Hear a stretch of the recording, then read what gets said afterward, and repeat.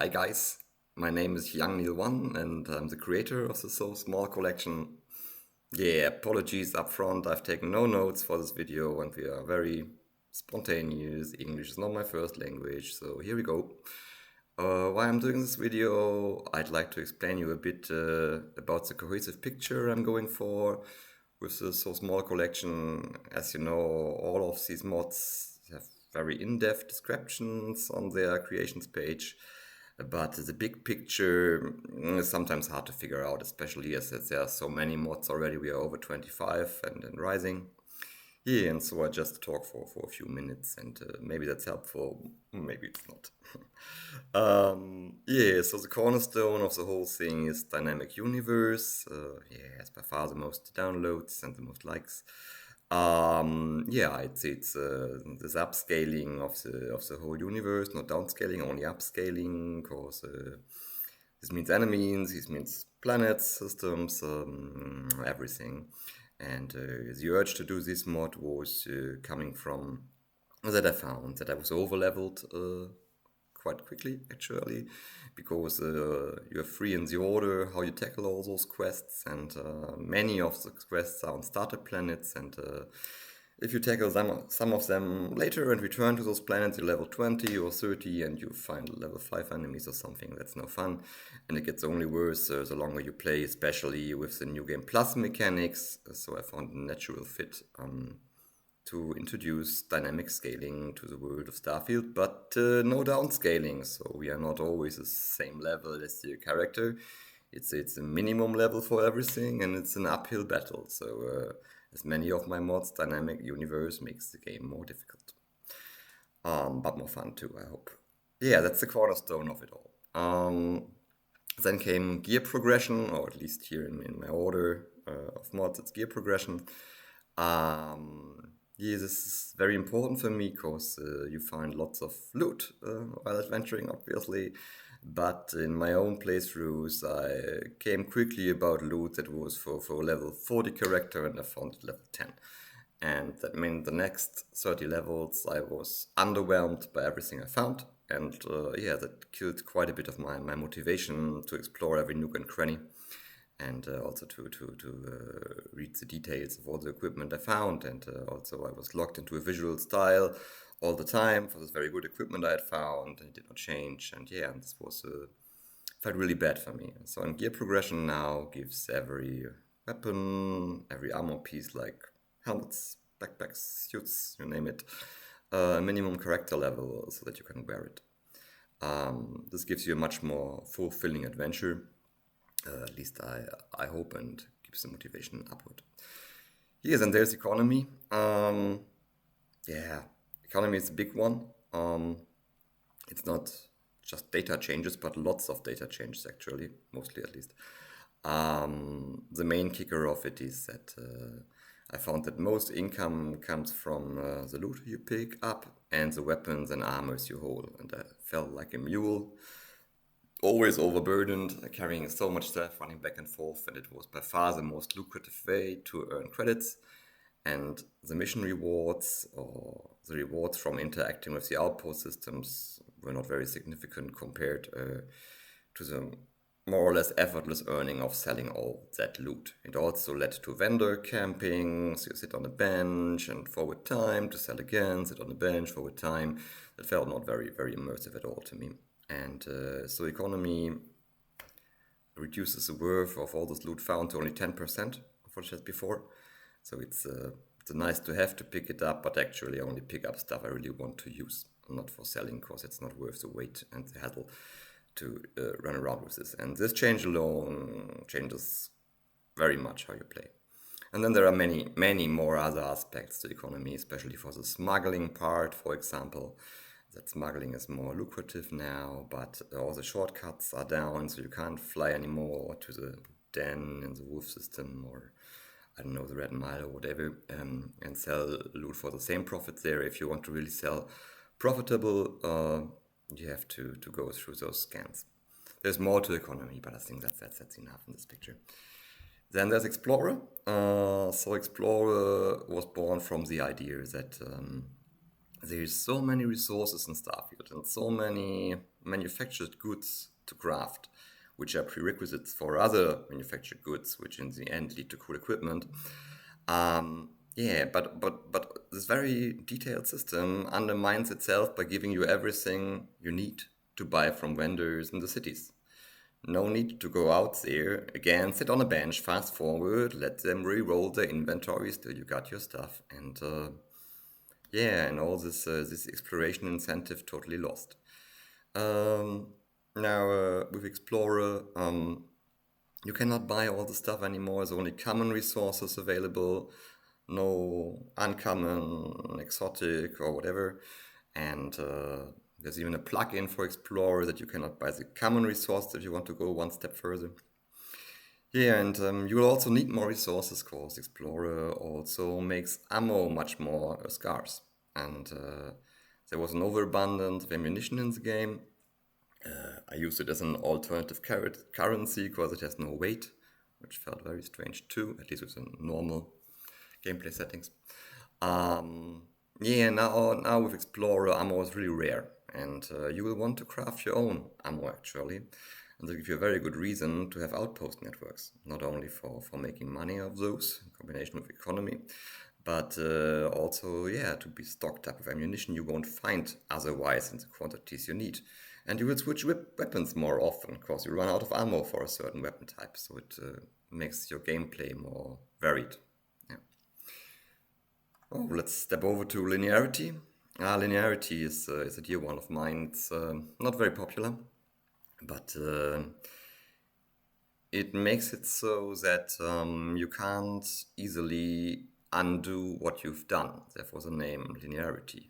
You follow the timeline strictly with it, because every reload you do, be it while you died, or be it while you choose to do to get a better loot roll or to reverse a decision of which you did not like the outcome.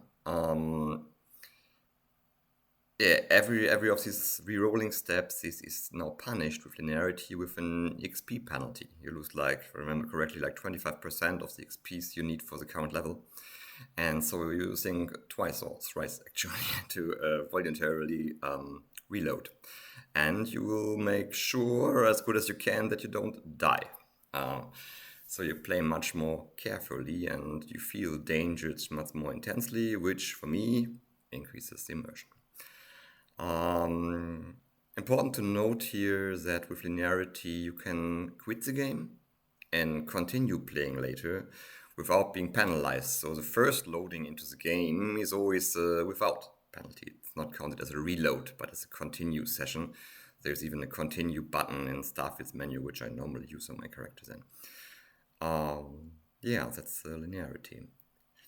Then we got slow travel. Oh yeah, slow travel is an assortment of different mods or different approaches to making your traveling slower. It's 4 or 5 main pillars. The most important one is that it restricts your fast travel capabilities, hence the name slow travel.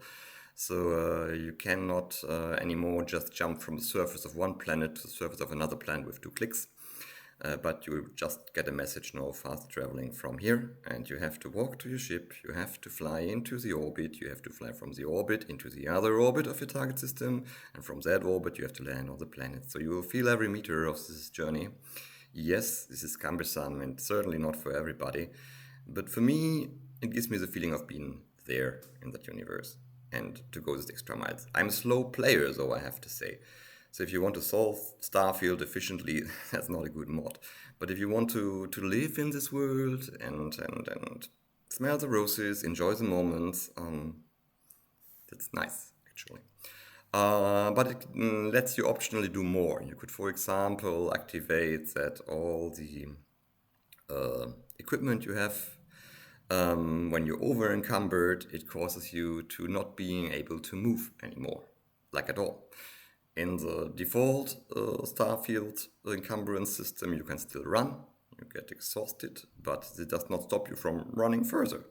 You get damage at some point, but you cannot die from this. So you could carry the whole universe on your shoulders and everything from A to B. And this totally invaluates all logistics management, actually.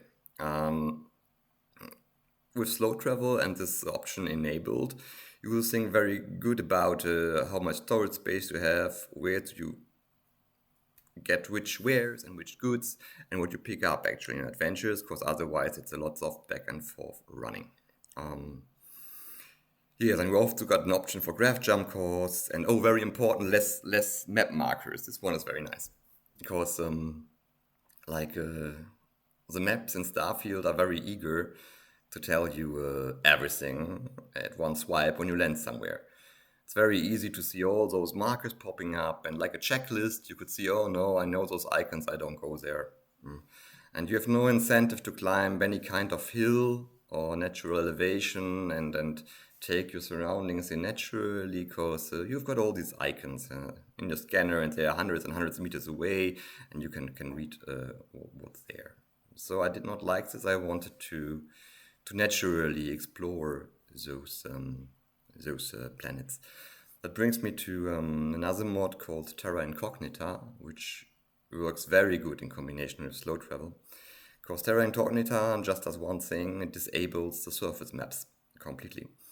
So when you try to open a surface map, you get just a black screen and back to the normal 3D world view.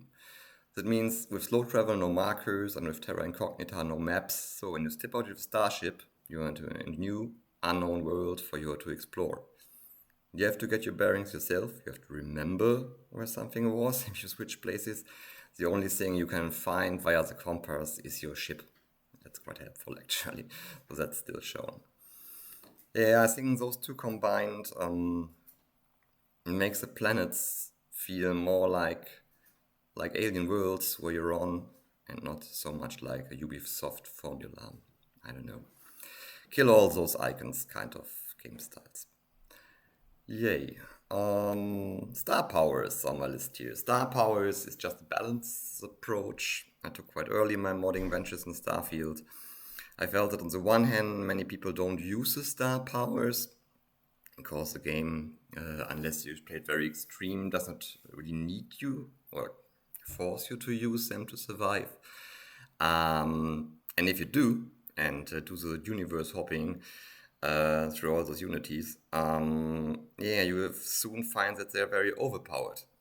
That's actually what caused me to not use them. So at first you think you don't need them, you try to use them, and then they get overpowered. It's a bit an awkward situation. And so I think it's mostly this overpoweredness due to the control effects that come with the star powers. There is no really resistance rolls for most enemies. Some are immune, but most aren't, and there is no savings thrown or nothing against crowd controls, so like letting them float in the air or pinning them down or whatever.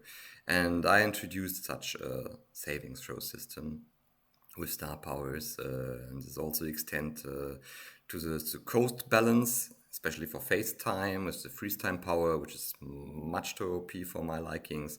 And now you can't spam it back to back anymore when you use star powers. Yeah, that's that one. Next on my list is the isotopes. The isotopes is one of several mods in the collection that tries to make you spread out in the universe so that you cannot find all what you want in one or a hand of full of systems. But actually now there are 75 new isotopes which you will need for your gear crafting, for all mods you craft, and also for the rank 4 skills if you want to learn them. And these drop from enemies. You have to fight enemies in these systems because they guard their own very valuable isotopes.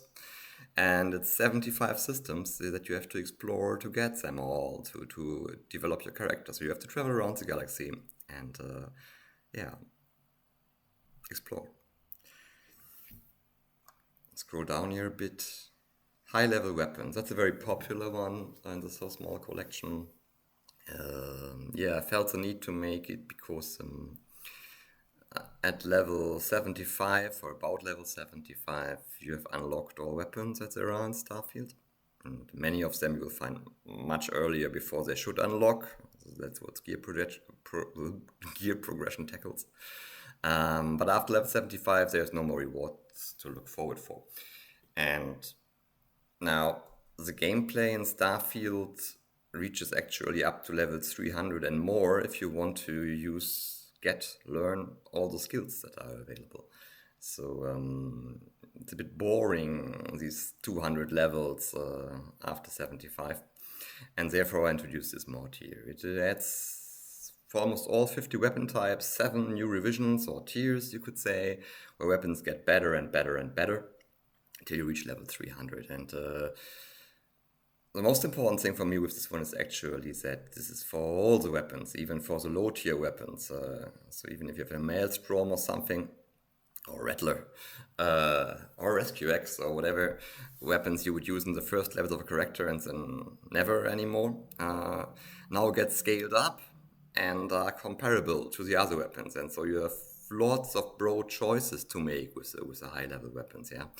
And there's variants in your looks. You don't need a transmogrification system anymore. You can naturally change your equipment, and you have to look for it. You have to adventure, but you eventually can build up your own looks and can be proud of that. So that's the high-level weapons. They are legendary weapons, uniquely named. I've written, oh gosh, this is writing. I've written backstories for all of these weapons in small snippets in 10 books, but it took me so long to write those little stories. I like them actually, but that's my bias, of course, but I'm proud of those. Yeah. Then it's high-level armors. It's without stories, but it's the same idea actually. Armors stop appearing at some point, and now there's new tiers up to level 255 for all those armors you can find and mix and match your looks to there. And special bonus on top is the Starborn armors I've handled there to make them a bit more competitive. I mean, I get the idea that the Starborn armors, because you have one when you start the game, and New Game Plus cannot be the end-all armors. For otherwise, in every New Game Plus, you would not go looking for armor anymore, which would be boring indeed. But I think it's a bit overdone, this idea, because they are really very, very weak, because they are one-piece sets against 3-piece types of other armors. So it's 3 times the number of traits and a bunch better stats when you combine normal armors, backpacks, helms, and suits. And so there's a catch-up mechanism here that improves their armor values, still below the high-end armors, but better. And also some extra traits like gaining more experience and doing more melee damage while wearing them. And also on every start of a New Game Plus, you get to keep all the old Starborn armor look styles, and they're all scaled up to the most powerful Starborn armor type you have unlocked. So again, like with the transmogrification approach for high-level weapons and the other high-level armors, you also have choice now between the different armor styles of Starborn armor unlocked without gimping yourself. Counterfire is the next here on the list. Counterfire is a very little one. It's the natural reaction of me wanting to play a challenging game, and with high-level armors and high-level weapons, I make the player stronger, obviously. And so I thought, okay, we counterbalance this, and therefore it's the mod called Counterfire. It starts to kick in at the same time when the high-level weapons and high-level armors excel the normal power ceiling. And around level 80. And from there on, with each new player level, you get 1% more of damage. And that adds up. If you go to level 300 or something, you will be at 3 times the damage taken. And this offsets the high-level weapons and high-level armors quite nicely and keeps the time to kill quite short and gameplay quite fresh. Helium 4. Yeah, Helium 4 is my reaction to the fuel situation in Starfield. There are very good fuel mods out there. I would not be surprised if we see something official from Bethesda coming down the road. But I wanted to be the fueling more of a pure logistics thing and more of an exploration thing. So my idea was, no, get down there while you're traveling. There's a need that you get down there and search the planet before you can continue to travel. And so I made a fuel called Helium 4,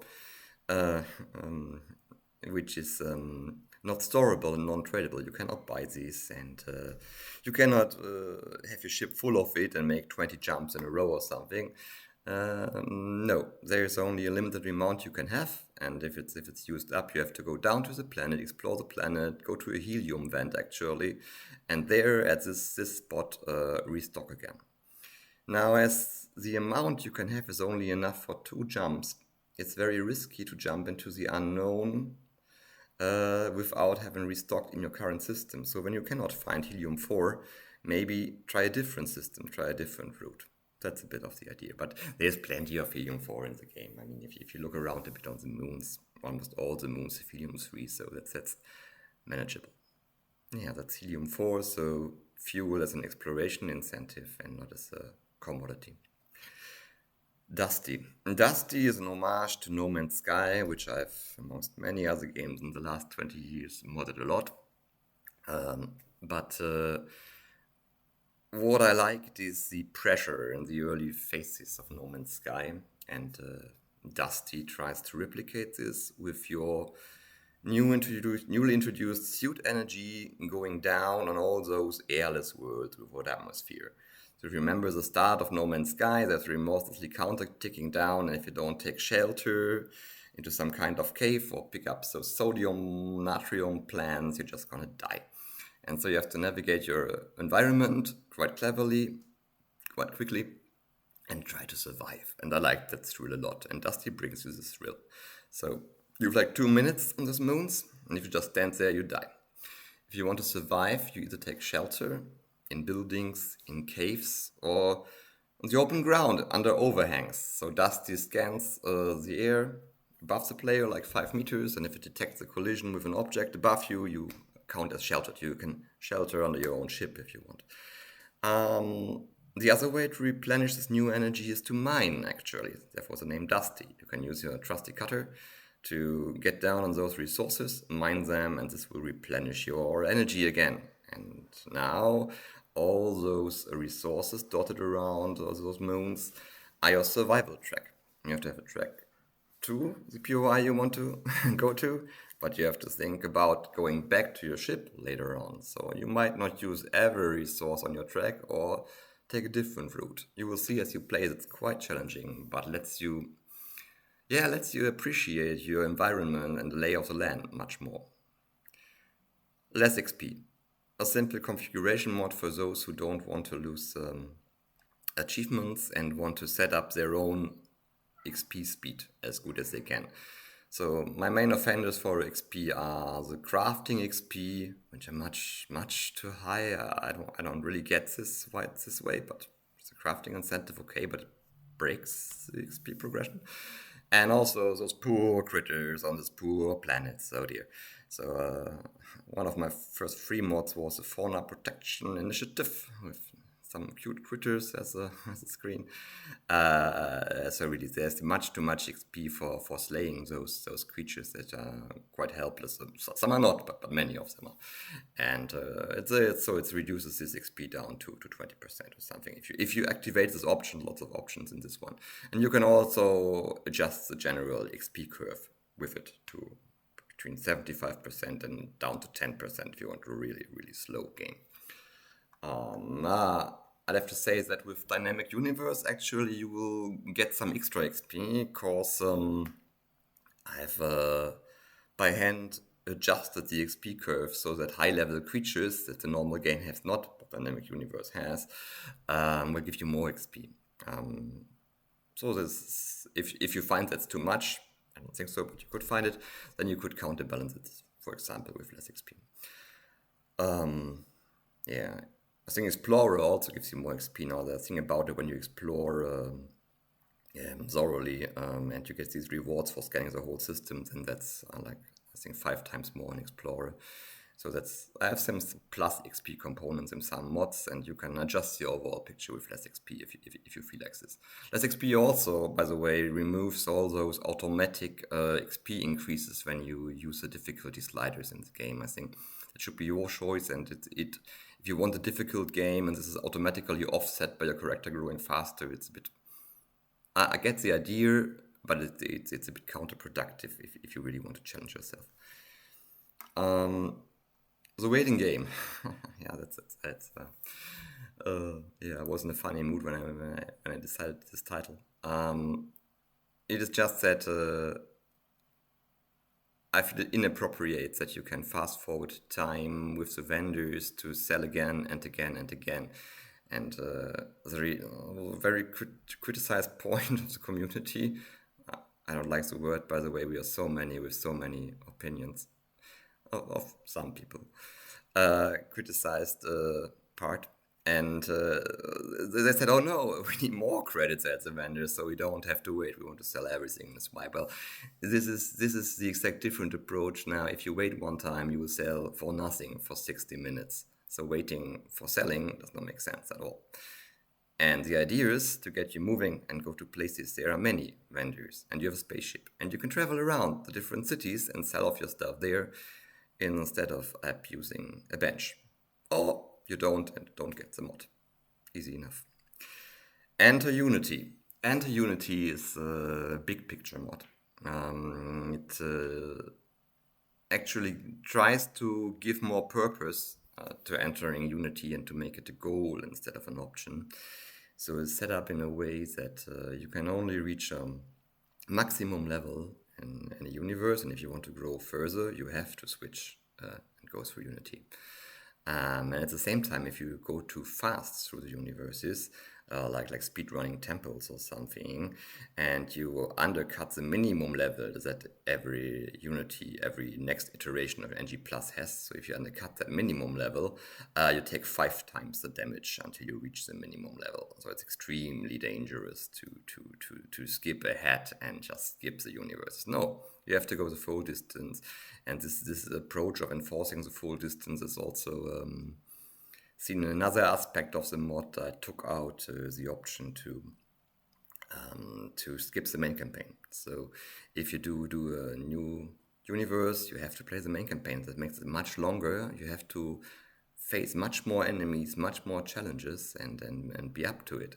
So reaching NG plus 10 is difficult with this mod, actually, and it takes you a long time. You cannot fast forward that, which for me, for the so small collection, which has the idea to make you feel so small in this vast and challenging universe, is perfect.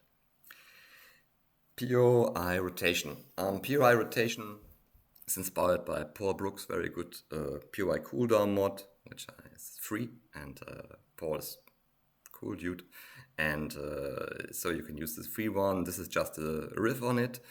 Well, to be fair to myself, it's quite complicated. I've done it with lots of work.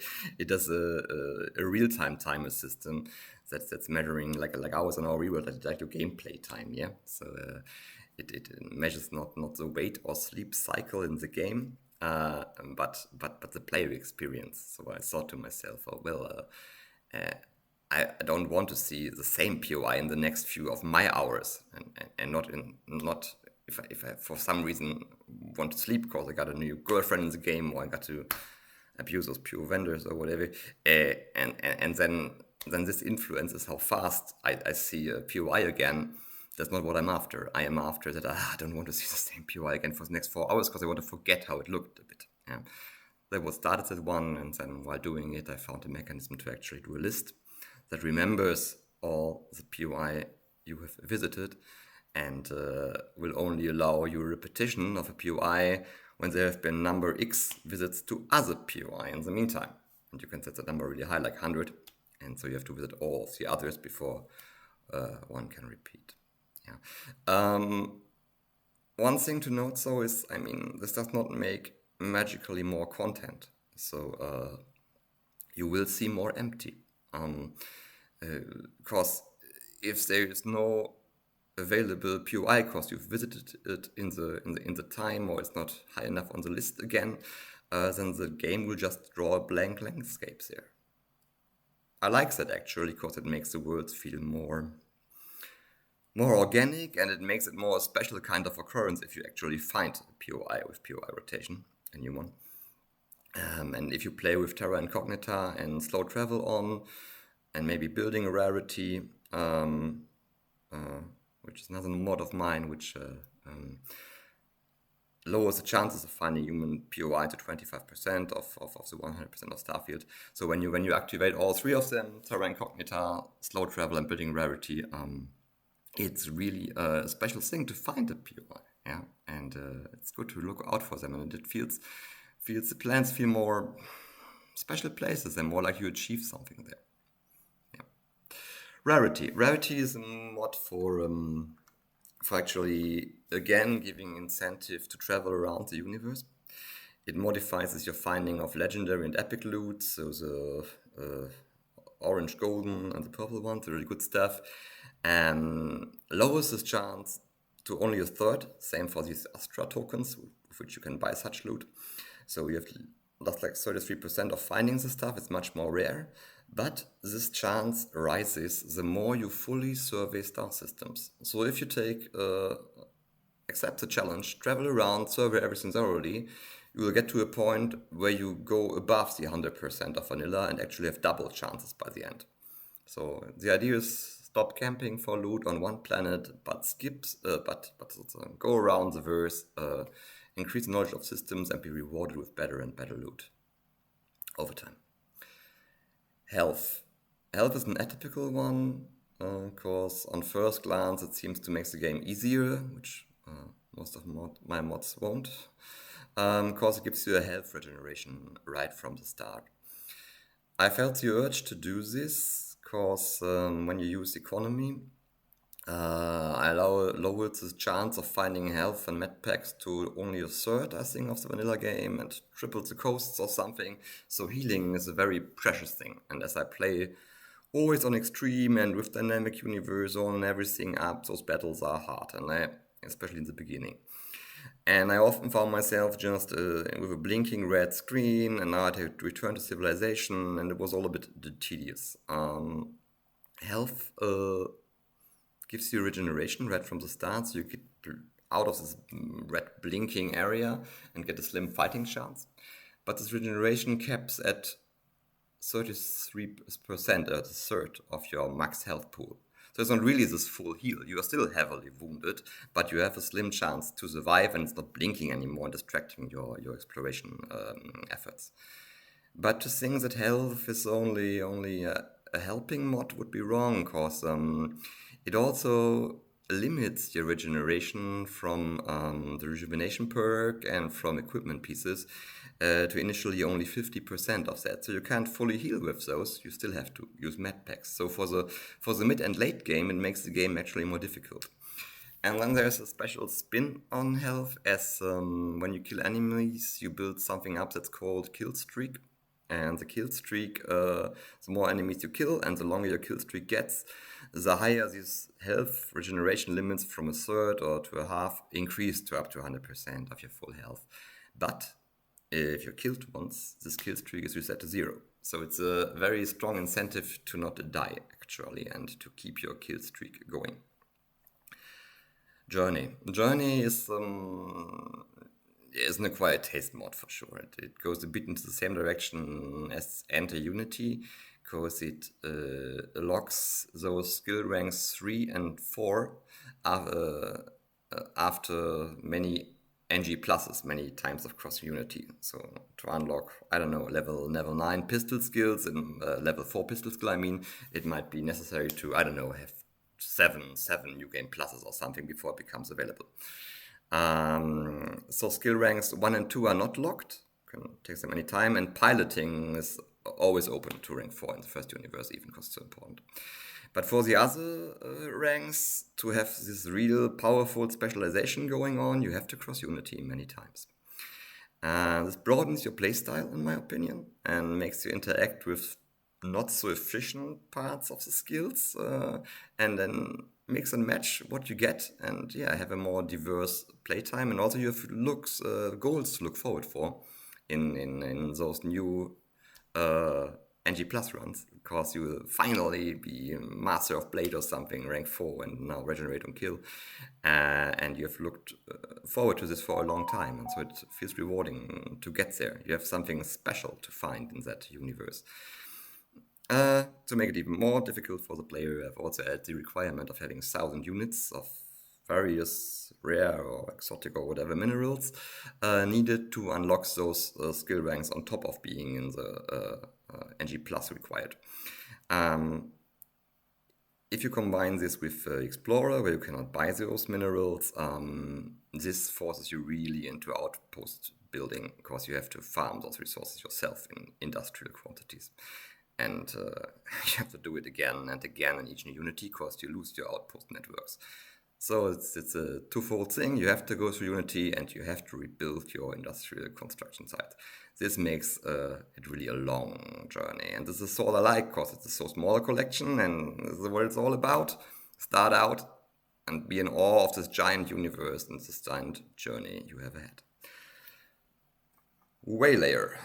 Waylayer is a cool one, I think. It's the idea to make the whole planet a bit more interesting or challenging, and not this POI to POI running. Most of the time there's not much happening between the POI, and yes, there's some creatures on planets, but it's a very limited pool of creatures on each planet, and only a few of them are aggressive, if at all, and of those only a few are challenging. With Waylayer, there's 27 different enemy types, the most difficult ones in the game, I think, that can appear based on a randomized system as Waylayers that try to ambush you. But some of them are friendly, they are just patrols, so it's not all enemies.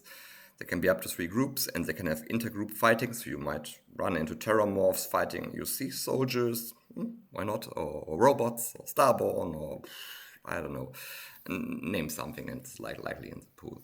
And as you can dial around with the frequency, this can be a very laid-back surprise. You see once an hour or something, or it can be something like every 5 minutes, something new, or every 3 minutes, or you can tune it to your likings. Actually, I like it quite laid back, but you can, if it's new, you will like to experiment, I think, and crank it up and see what's in there.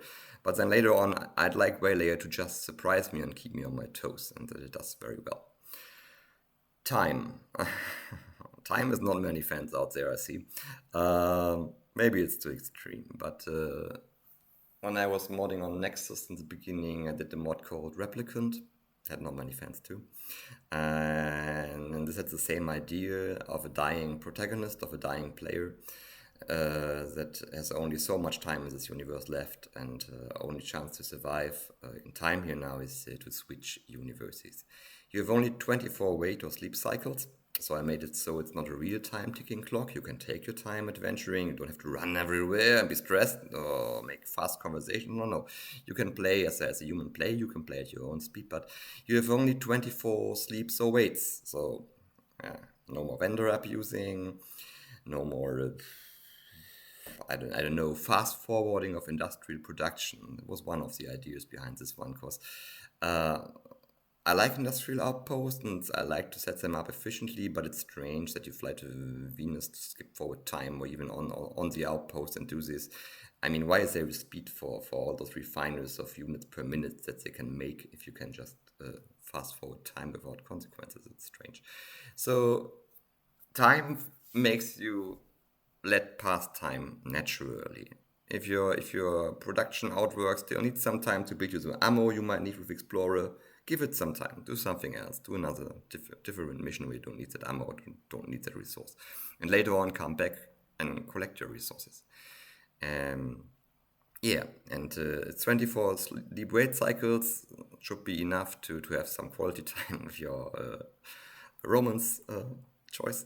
And sleep sometimes if you need it, but you have to think about it and do it on purpose and not just all the time. Yeah, and I think also the idea of a dying protagonist and of surviving by going through Unity is an interesting one. Felt a bit darker for sure, but also gives perhaps a bit more meaning and beauty to it. So, or not, as it seems. Then there's death. Death is it's likely the classic permadeath you could imagine. So if you die, you're locked out of your save games, and that's it. But you can disable the mod if there is an accident or something, and then you can get back into those save games. So we are not deleting them, something. And with death, you have always to use an item called the save injector to save for technical reasons. Otherwise, you'll be considered dead too. So remember that. But death helps you remembering this. With only one life, Starfield plays very much different actually. But it's a cool feeling, and you have to have the guts for it. Ruin is the same riff as Death, but in this kind you can play on, but you lose all your funds. All your credits are gone when you die. Yeah, but you can play on. So that's the whole bunch as we are standing right now of the So Small collection. If you really watch this video, it's 40 minutes now. You are very enduring. I had hoped it would be shorter, but I feared it would be long, and it was. These mods have many synergies between them, as I've touched a bit on. But yeah, I could have done one big overhaul, I guess, an all-in-one of all of the stuff. Would have taken forever, would have been a nightmare to debug, and would have been a very high gamble on attraction people, because I'm modding for 20 years, but I'm not from the Starfield or from the Bethesda community. I mean, I've done some Skyrim stuff, yes, but nothing famous. So it would have been likely a hard endeavor to do it in all-in-one. And I think with the modularity provided here now, you as a player has much more choice, because I have some very extreme mods and very extreme playstyles in there to mix and match, like with the transmog system, but here to mix and match the individual parts of this overhaul and combine them to your liking. I try to pay very much attention to it, that they all play nice together. That's the whole idea of it all, and that they're all balanced in the same vein. Yeah, but if you don't like some of these specs, just kick them out and use many of the great alternative mods out there. So stolen enough of your time. I have a face and a voice behind the stuff here. Sometimes it's harsh out there on Reddit, and the comments are quite mean, actually. Some are just perceived as mean, have not been mean, and we all have good and bad days. And I just hope for Starfield and for our modding community that it thrives, and that many people go out there, make mods, many players come on, and we all dream this all up to this thing it can be, because it's a unique game, and it's so underrated. But it's been 42 minutes, enough of this. Thank you for your time, and yeah, I hope you have fun with the one or other mod in the collection. Thank you.